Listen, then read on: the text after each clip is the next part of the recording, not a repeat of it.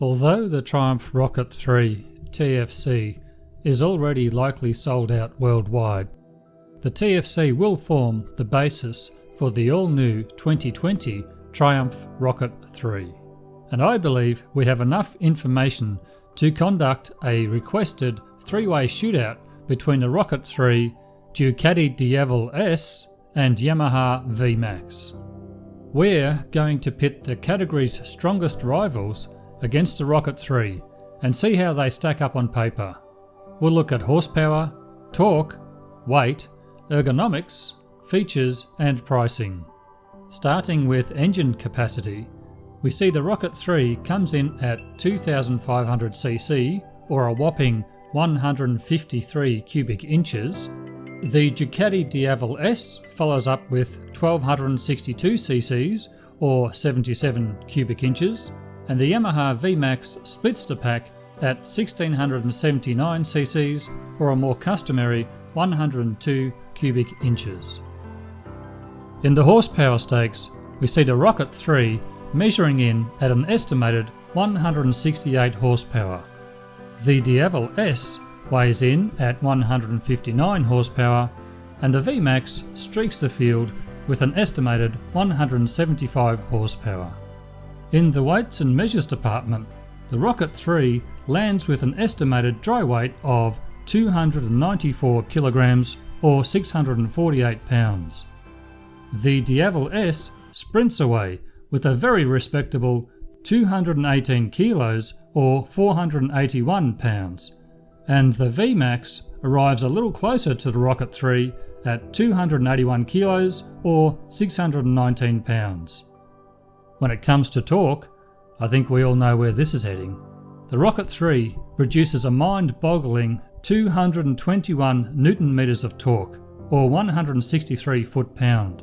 The Diavel S pumps out 129 Newton meters or 95 foot-pound of torque, and the VMAX again splits the duo with a more than respectable 167 Newton meter or 123 foot-pound of torque. Taking a look at ergonomics and the rider triangles of each motorcycle, we get a good picture of each bike's intended riding position. Starting with the Rocket 3, we see a lower seat height, pegs positioned midway in a fairly neutral riding position with a comfortable reach to the handlebars. Overlaying the Ducati Diavel rider triangle, we see pegs positioned further back, indicating a more sporting intention. A taller seat at 780mm, but reach to the bars remains almost identical to the Rocket 3. And finally, the VMAX rider triangle reveals the most compact riding position of the three, with the pegs a little further forward than the Diavel. A seat height of 775mm, which is midway between the Rocket and Diavel, and the closest distance between the seat and handlebars. Incidentally, this puts the seat height of the Rocket 3 at around 770mm. The VMAX rider triangle suggests the most upright riding position of the three. Moving on to the wheel sizes and comparing front to back, we see that although the rim sizes are the same height front and rear for the Rocket 3, the front wheel is actually taller thanks to a higher profile front tyre. The Ducati, on the other hand, is the complete opposite, with the front wheel outer diameter being smaller in size than the rear wheel. And the VMAX is similar, with the front wheel being slightly smaller than the rear, albeit with 18-inch rims instead of the 17-inch rims featured on the Rocket and Diavel. While we're looking at the front end, the rake angles of each bike also reveal each motorcycle's true intentions, with the Rocket and VMAX sharing very similar rake angles at around 31 degrees. The Diavel exposes a more focused, sharper steering angle of 27 degrees, again favouring sporty handling.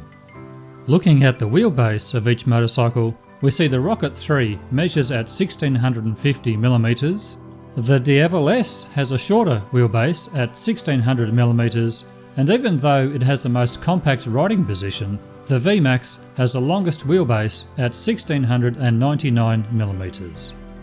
Turning our attention to pricing, the Rocket 3 launched at £25,000, the Diavel S retails at £16,795, and the VMAX retails in the US for $17,999 US. So what drives your buying dollar? Looks, performance, price, or all of the above? Let me know in the comments below, and don't forget to click the logo to subscribe.